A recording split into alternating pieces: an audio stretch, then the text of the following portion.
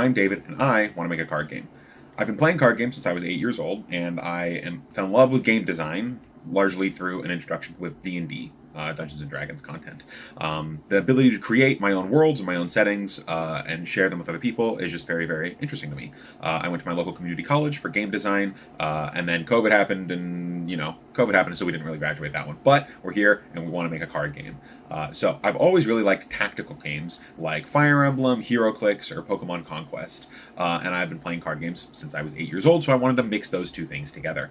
I also am a huge fan of Matt Colville, coming from that D&D side of things, and his team over at MCDM, and their new TTRPG, Draw Steel. They had 4 words as their guiding principles when designing their game. They thought about these as a team and then created a game that tries to embody those 4 words as much as possible.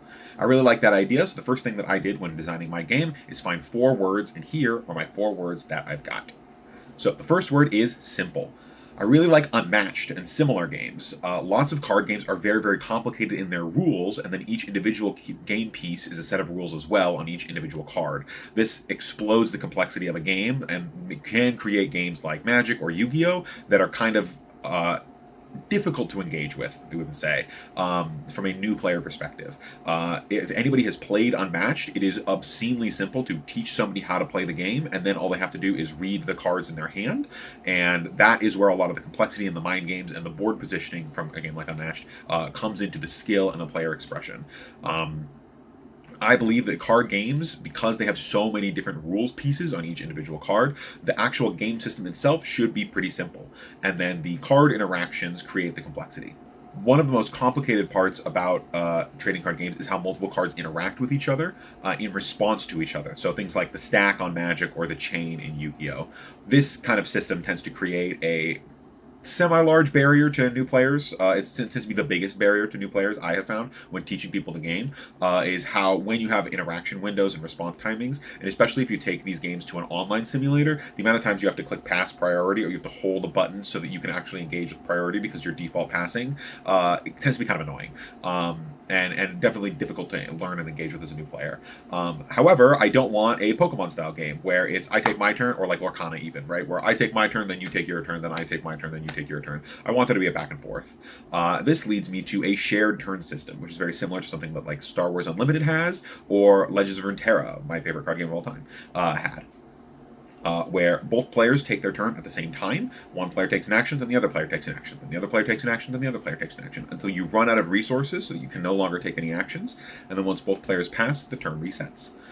So this is the framework that I'm working in for my game with simple, as I want the game to be easy to learn, and I want the back and forth nature to not involve the stack or the chain or anything like that, so we've got this back and forth shared turn system. This is kind of the foundational bones that everything is building on top of. The second word is tactical.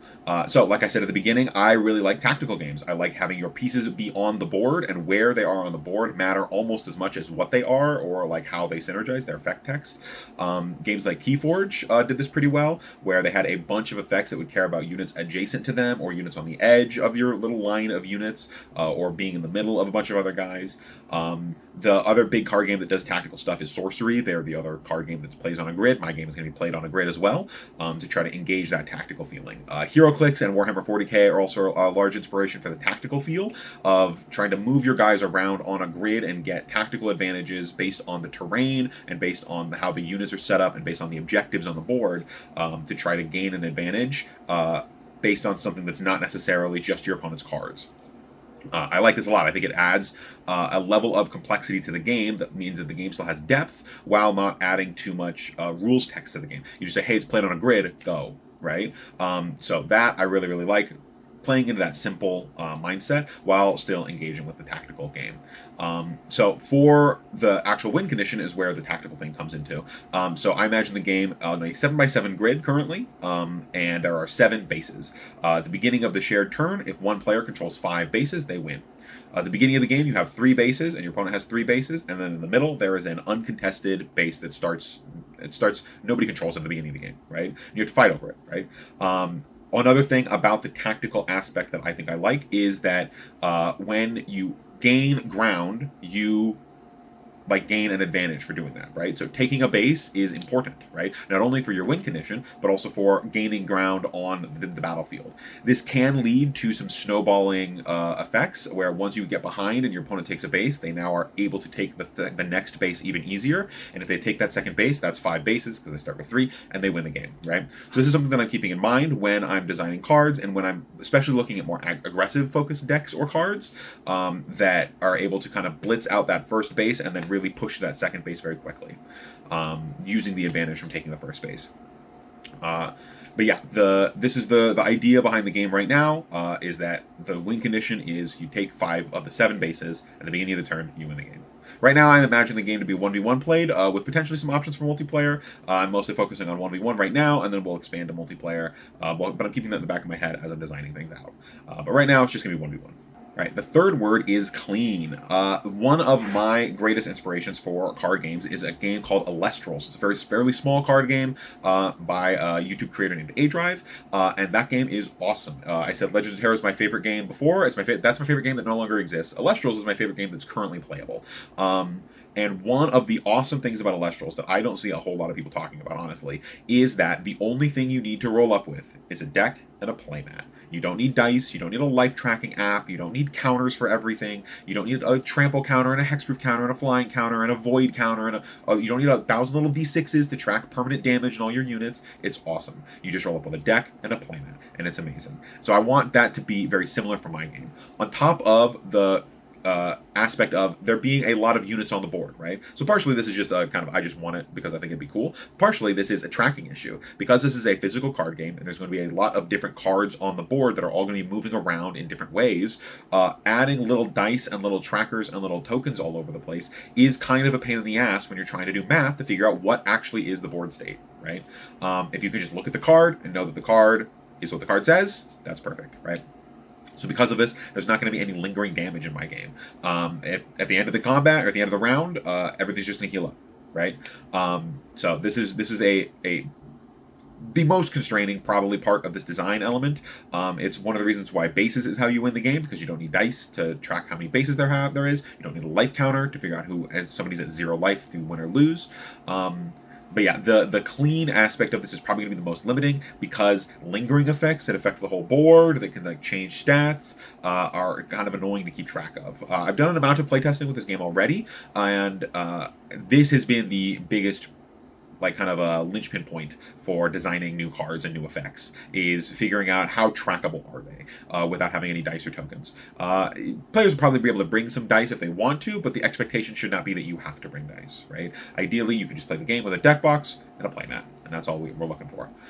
So yeah, that is the third word, clean. All right, and the fourth word is action. I want this game to go from minute 1. I don't really like the beginning games of most Magic games, especially in Commander, where it's like land pass, land pass, land pass, ramp spell, ramp spell, ramp spell. Okay, now we're actually playing the game, but that like land pass, ramp spell thing takes like 2 to 3 minutes of just playing a non-game, right? In aggro decks in 1v1 formats, it's not as bad, especially for Magic or games like Yu-Gi-Oh, where it is go from minute 1. But even Pokemon TCG has like this kind of little building up phase where before you're actually doing anything, right? And I want to be doing stuff right away, right?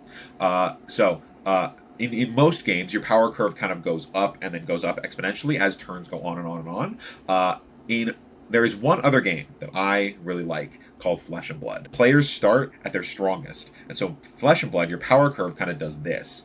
And this means that instead of ending with a big explosive finish because your power curve went over your opponent's, you are both trying to blow each other up until it's kind of this last-minute struggle fest at the very end. But you feel very powerful at the beginning of the game. For your first hands can sometimes be your most explosive hands, especially for combo decks. You can win in like turn 2 or turn 3, right? Which I think is very exciting. It means that you are always moving from minute 1. And so I want there to be some amount of units on the battlefield right to start with, right? So I also want to borrow from Star Wars. The players do not start at 1 mana. Ripbound also does this, and I think for very smart reasons. There's a couple YouTube videos that I've seen online that kind of go over the 1 mana problem, and if you want, I can make a video on that as well. But I agree with their take that having 1 mana be your base means that if you want to make something weaker than 1 mana, you can't. If you make 2 mana your base, then if you want to make something weaker than 2 mana, you can. So starting the game at 2 mana and then getting 1 mana every turn from there on, I think makes a lot of sense for like not only future power creep reasons, but also for like game balance reasons. So I want to start the game at 2 mana so that we're starting right away, and I want to have units already on the battlefield. For this game, I'm imagining there being a leader. A lot of the themes of the game, the vibes of the games are sci-fi stuff, and because we're kind of taking some wargaming inspiration, I'm imagining like a leader of an alien faction trying to fight another leader of an alien faction taking over a planet, right? This is kind of the theme of the game so far.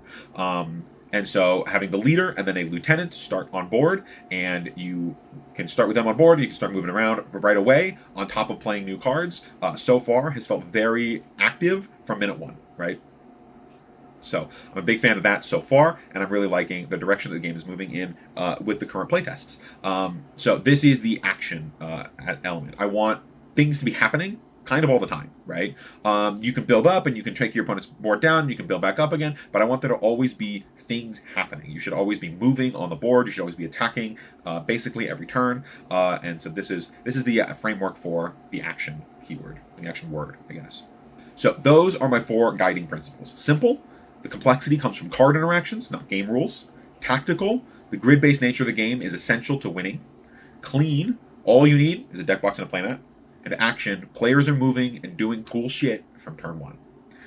I'm not fully settled on all the design elements of the game yet, and I don't even have a name for the game. I've just been calling it my card game. But I do really like the direction that it is moving so far. I've gotten multiple play tests with multiple different people at my local game store, and they've all really enjoyed it so far. So I'm really happy with the direction it's moving in.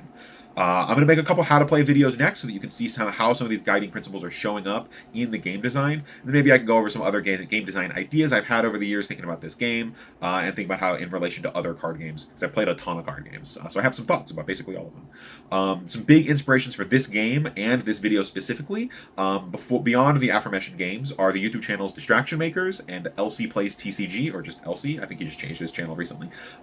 Big shout out to those guys. They do game design in TCG lens game design videos on YouTube that are very, very good. I like them both a lot. Both will be linked in the description. Check them out. They're both great, and I will see you guys next time. Peace.